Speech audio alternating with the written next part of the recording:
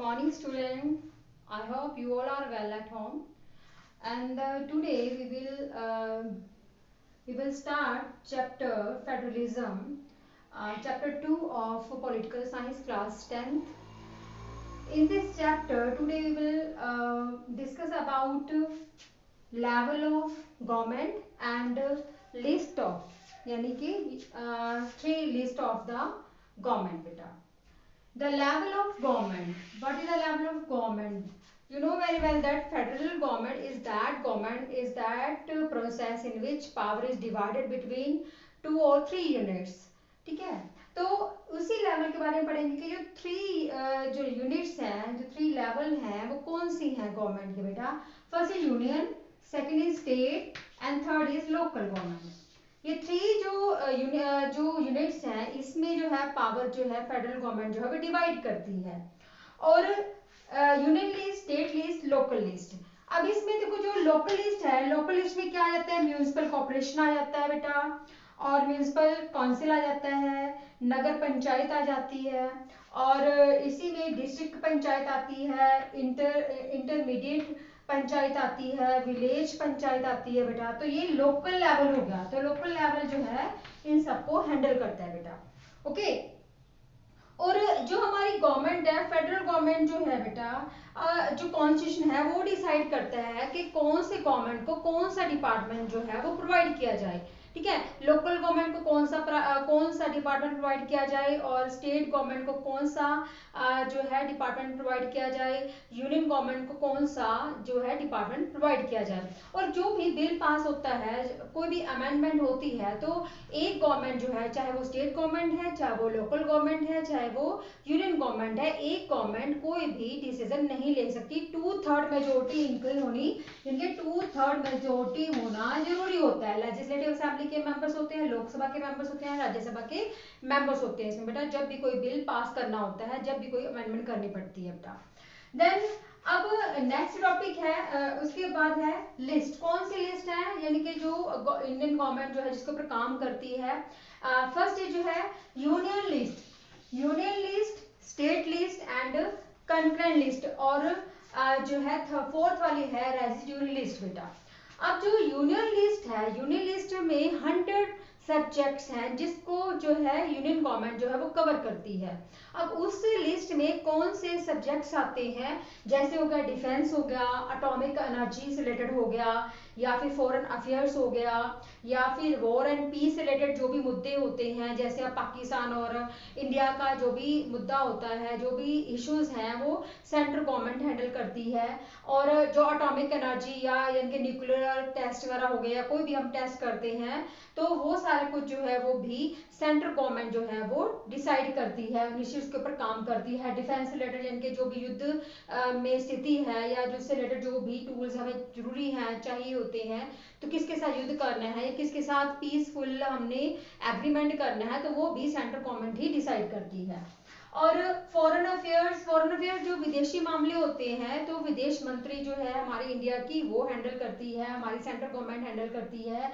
और बैंकिंग से रिलेटेड जो भी सर्विसेज होती हैं, या रेलवे से रिलेटेड जो भी मुद्दे होते हैं, एयरवेज से रिलेटेड जो मुद्दे होते हैं, या फिर पोर्ट बंदरगाहें, यानी कि जहां से हमारा जो ट्रेड है, हम इंपोर्ट या एक्सपोर्ट करते हैं, वो पोर्ट के थ्रू या हार पोर्ट के थ्रू हम करते हैं, तो वो जो है वो सारे के सारे सेंट्रल गवर्नमेंट के अंडर होते हैं. एंड पोस्ट एंड टेलीग्राम जो सर्विस होती है वो भी सेंट्रल गवर्नमेंट के अंडर आती है. और करेंसी को चेंज करना है या फिर फॉरेन ट्रेड है, वो भी सारा का सारा जो है वो यूनियन लिस्ट के अंडर आता है. यूनियन लिस्ट में 100 जो है सब्जेक्ट कवर होते हैं, और यूनियन लिस्ट इसके ऊपर सारे के सारे काम जो है यूनियन गवर्नमेंट यानी कि सेंट्रल गवर्नमेंट ही करेगी, स्टेट गवर्नमेंट नहीं करेगी. स्टेट गवर्नमेंट कोई भी इंटरफेयर नहीं करती है बेटा. ओके. एंड सेकंड जो है स्टेट लिस्ट के बारे में बात हो रही है. स्टेट लिस्ट में जो है स्टेट जो है वो 66 सब्जेक्ट जो है उसके ऊपर काम करता है. 66 सब्जेक्ट जो है वो कवर करता है, जो कि सेंट्रल गवर्नमेंट से अलग होते हैं. जैसे कि इसमें एग्रीकल्चर आ जाती है, इसमें पुलिस सर्विस आ जाती है, प्रिजन किसको जेल में डालना है किसको नहीं डालना है, पब्लिक हेल्थ डिपार्टमेंट इसमें आ जाता है, लैंड रिलेटेड जो जो डिपार्टमेंट है वो भी इसमें आ जाते हैं, ट्रेड एंड कॉमर्स भी जो है वो भी जो है स्टेट लिस्ट में कवर होते हैं। यानी कि इस स्टेट लिस्ट में जो भी सब्जेक्ट होते हैं वो स्टेट गवर्नमेंट ही हैंडल करती है, उसके ऊपर सेंट्रल गवर्नमेंट वर्क नहीं करती है बेटा।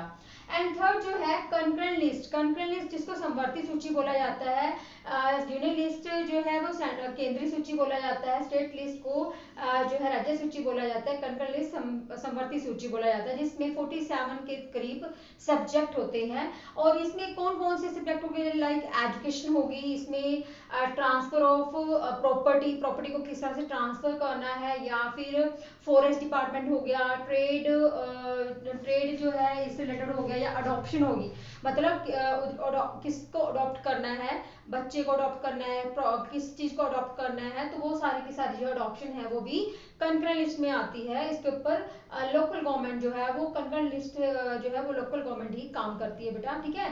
तो हर एक जो जो सब्जेक्ट्स दिए गए हैं, यूनियन लिस्ट सब्जेक्ट्स के ऊपर काम करेगी, स्टेट लिस्ट स्टेट के ऊपर काम करेगी, कंकरेंट लिस्ट उसके ऊपर जो है लोकल गवर्नमेंट काम करेगी। और नेक्स्ट जो है बेटा इसमें है रेजिड्यूरी लिस्ट जो होती है, जो किसी भी गवर्नमेंट के अंडर नहीं आती है, तो उसके ऊपर जैसे कि वो विषय वो सब्जेक्ट्स जो न्यू आ रहे हैं, जो पहले नहीं पहले वो विषय नहीं थे, जैसे कंप्यूटर साइंस है वो पहले इसके ऊपर नहीं पढ़ाया जाता था, पहले ये विषय जो सब्जेक्ट जो था हमारे इंडिया में नहीं था, लेकिन धीरे धीरे जब ये सब्जेक्ट आया तो इसके ऊपर अब ये सवाल उठा कि कौन सी गवर्नमेंट जो है इसके ऊपर काम करे। अब फिर सभी ने डिसीजन लिया कि जो सब्जेक्ट किसी भी लिस्ट में नहीं आ रहे हैं, जो न्यू सब्जेक्ट्स जो है वो आ रहे हैं, उसके ऊपर जो है वो रेजिड्यूरी लिस्ट में आएंगे, और उसके ऊपर सेंट्रल गवर्नमेंट भी काम कर सकती है, स्टेट गवर्नमेंट भी काम कर सकती है, और जो है कंकरेंट लिस्ट यानी कि वो लोकल गवर्नमेंट भी काम कर सकती है, जो वो किसके ऊपर कर सकती है, रेजिड्यूरी लिस्ट के ऊपर बेटा। अब प्रॉब्लम ये है कि जो अब इंडिपेंडेंट स्टेट्स के बाद जब हमारा देश आजाद हुआ उससे पहले जो थे 565 के करीब प्रिंसली स्टेट थी, प्रिंसली स्टेट, ठीक है। प्रिंसली स्टेट जो थी वो किसके अंडर थी, वो इंडियन राजाओं के अंडर थी बेटा। ये जो प्रिंसली स्टेट थी इंडियन राजाओं के अंडर थी, लेकिन इसके ऊपर जो रूल रेगुलेशन जो भी काम कर रहा था वो ब्रिटिश गवर्नमेंट ही के रूल ही फॉलो हो रहे थे बेटा। जब 565 जब हमारा देश आजाद हुआ तो 565 जो स्टेट थी, जो प्रिंसली स्टेट थी, तो ब्रिटिश गवर्नमेंट ने उनको छोड़ दिया। गवर्नमेंट ने बोला कि अब ये जो स्टेट्स हैं हमसे आजाद होगी, कॉलोनियल गवर्नमेंट से आजाद हो गई हैं, इन स्टेट को जो इंडिपेंडेंट स्टेट हैं वो अपनी मर्जी से किसी में भी मर्ज हो सकती हैं, जैसे कि वो इंडिया में मर्ज हो सकती हैं, मतलब जुड़ सकती हैं, इंडिया के साथ जुड़ सकती हैं, या फिर वो पाकिस्तान के साथ मर्ज हो सकती है, या फिर वो एक इंडिपेंडेंट स्टेट बन सकती है। तो इसमें से ही जो मेन जो इंडिपेंडेंट स्टेट्स थी, बाकी तो सारी ऐड हो गई हमारी इंडिया के साथ, मर्ज हो गई हमारी इंडिया के साथ, लेकिन कुछ एक जो स्टेट थी उन्होंने इंडिया के साथ मर्ज होने से मना कर दिया था। इसमें से थे जूनागढ़, हैदराबाद, मणिपुर और जम्मू एंड कश्मीर, जो मेन स्टेट थी बेटा, ठीक है। तो जम्मू कश्मीर जो थी उस समय जो है मर्ज नहीं हुए थे, लेकिन वल्लभ भाई पटेल के कहने की वजह से उन्होंने कहा था कि आप अगर हमारे साथ मर्ज होगे, मतलब उस समय पाकिस्तान जो था वो जम्मू कश्मीर के पीछे पड़ गया हाथ धो के कि तुम हमारे साथ ही मिलोगे, तुम हमारी स्टेट हो, हमारा हमारा हिस्सा हो।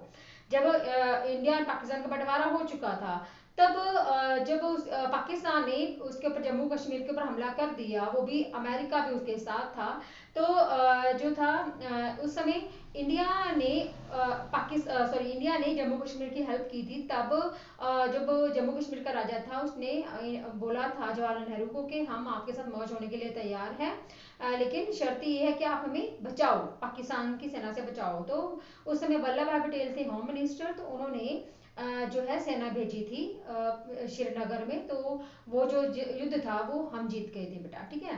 तो इस तरह से हैदराबाद मणिपुर को भी मर्ज करने में जो हमारे होम मिनिस्टर थे वल्लभ भाई पटेल, उन्होंने बहुत बड़ी भूमिका निभाई है, बहुत बड़ा जो है रोल प्ले किया है।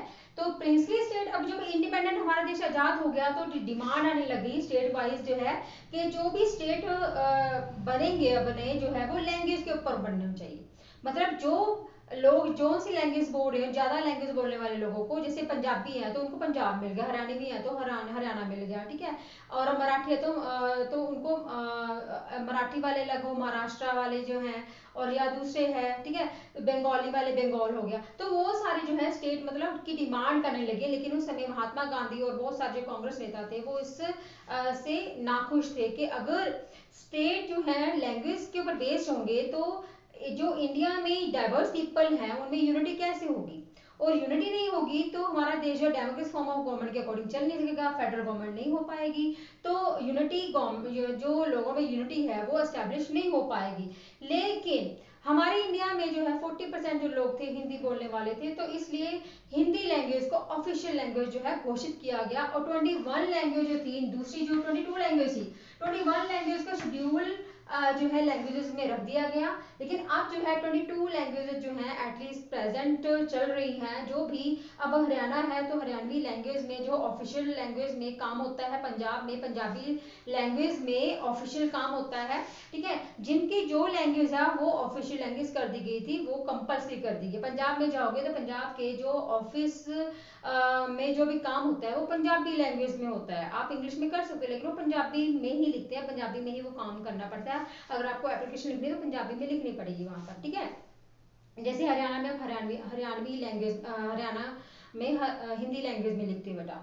तो उस समय मतलब फिर क्या हुआ कि जो लैंग्वेज से रिलेटेड जो है वो स्टेट तो बन गए, फिर बन भी गए और बखूबी जो है उसमें यूनिटी जो है वो एस्टेब्लिश भी हुई, यूनिटी भी एस्टेब्लिश हुई, और साथ साथ में जो है वो डाइवर्स पीपल को भी लेके चल रहे हैं, कोई प्रॉब्लम नहीं आ रही है।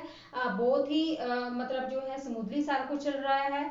क्योंकि उस समय जो मुद्दा उठाया गया था लैंग्वेज से रिलेटेड जो था वो अब वो सारा कुछ जो है वो एक तरह से सक्सेसफुल रहा है। और डेमोक्रेसी फॉर्म ऑफ गवर्नमेंट भी हमारे गवर्नमेंट में चल रही है, फेडरल गवर्नमेंट है। जैसे कि डेमोक्रेसी फॉर्म ऑफ गवर्नमेंट भी ये बोला जाता था जो जब हमारे पंडित जवाहरलाल नेहरू ने बोला कि डेमोक्रेसी फॉर्म ऑफ गवर्नमेंट ही होगी और मिक्स्ड इकोनॉमी को अडॉप्ट किया जाएगा। और उस समय भी बहुत सारे फॉरेन कंट्रीज थे, उन्होंने कमेंट किया था हमारी इंडियन गवर्नमेंट के ऊपर कि जो इंडिया तो गरीब कंट्री है, पॉवर्टी बहुत ज्यादा, इलिटरेसी बहुत ज्यादा, तो यहाँ पर डेमोक्रेसी फॉर्म ऑफ गवर्नमेंट नहीं एस्टेब्लिश हो सकती, ये तो सिर्फ अमीर कंट्रियों में, रिच कंट्रीज में ही हो सकता है। लेकिन बखूबी हमारे उस समय जो प्राइम मिनिस्टर थे इस चीज को लेके जो चले थे, उन्होंने बखूबी निभाया और democracy form of government establish हुई। तो बहुत अच्छी तरह से गवर्नमेंट सभी जो है कंट्री के लोग जो है डेमोक्रेसी फॉर्म ऑफ गवर्नमेंट ही अपनाना चाहते हैं। क्यों अपनाना चाहते हैं?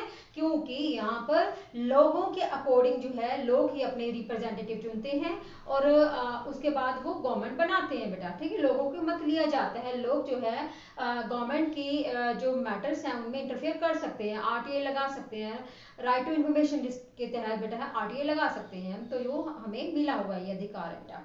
तो ये जो टॉपिक है मैंने आपको लिस्ट के बारे में बताया, 3-4 लिस्ट के बारे में बताया मैंने आपको, ठीक है। And levels of the government के बारे में बताया मैंने। Hope you understood about this topic बेटा। आज इस वीडियो में इतना ही, नेक्स्ट वीडियो में हम नेक्स्ट टॉपिक करेंगे बेटा। Okay, till then bye and have a nice day.